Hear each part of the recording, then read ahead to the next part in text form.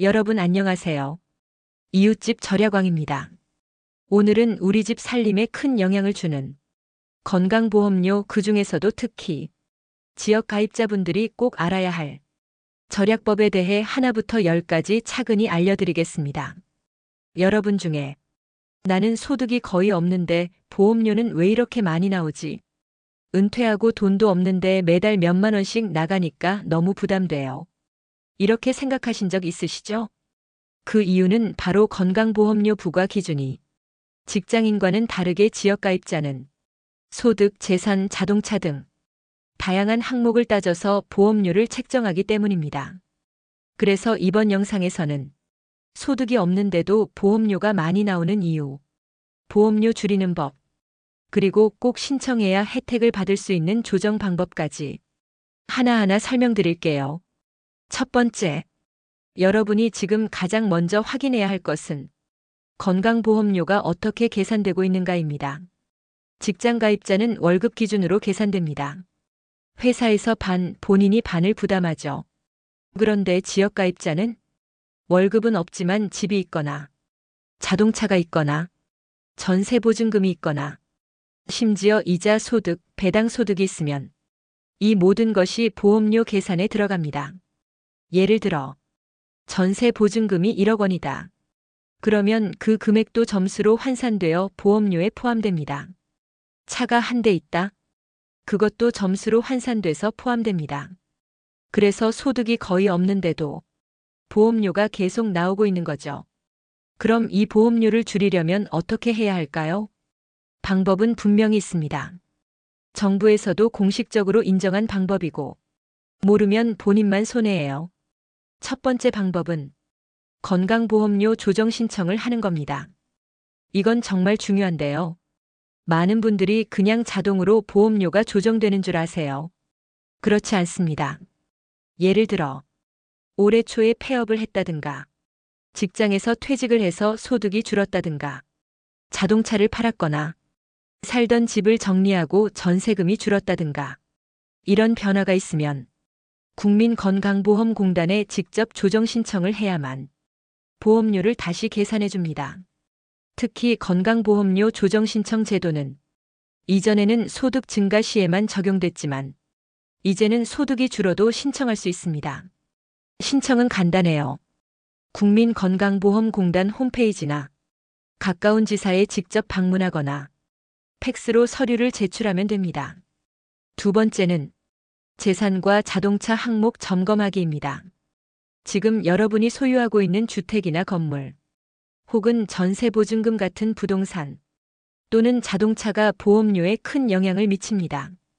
2025년부터는 재산의 일정 금액에 대해 기본공제가 적용되고 있는데요.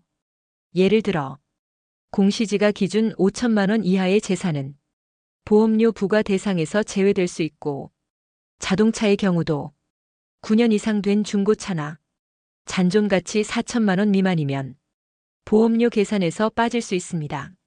중요한 건 이걸 자동으로 해주는 게 아니라 본인이 자료 제출을 해야 조정해준다는 거예요.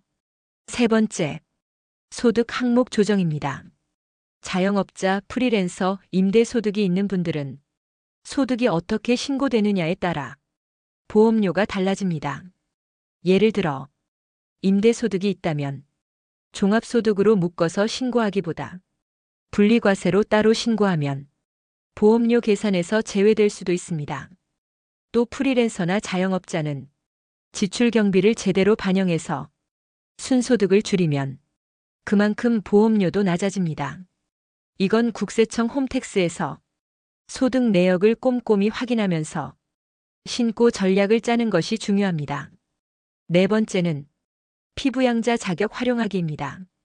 직장 다니는 자녀가 있거나 배우자가 직장 가입자일 경우 조건만 맞으면 그 사람의 피부양자로 등록할 수 있습니다. 피부양자가 되면 건강보험료를 따로 내지 않아도 같은 혜택을 받을 수 있어요. 피부양자 자격 조건은 다음과 같습니다. 소득은 연 3,400만 원 이하여야 하고 재산세 과세 표준은 9억 원 이하, 금융소득은 연 2천만 원 이하여야 합니다. 이 조건만 충족하면 매달 수만 원씩 내던 건강보험료가 0원이 됩니다. 5번째, 정기보험료 조정 시기 확인하기입니다. 국민건강보험은 매년 11월쯤 보험료 정산을 합니다.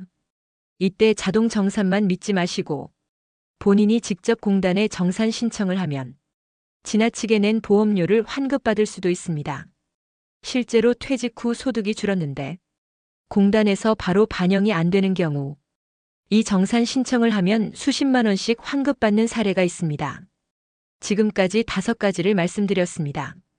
요약해드리자면 첫째, 소득 줄었으면 무조건 건강보험료 조정 신청. 둘째, 재산 자동차 상황이 바뀌었으면 증빙자료 제출. 셋째, 소득 신고는 전략적으로 분리과세 활용. 넷째, 피부양자 등록 자격 조건 맞는지 꼭 확인. 다섯째, 정기 정산 시기에 환급 신청으로 혜택 챙기기. 이 모든 방법은 불법이 아닙니다.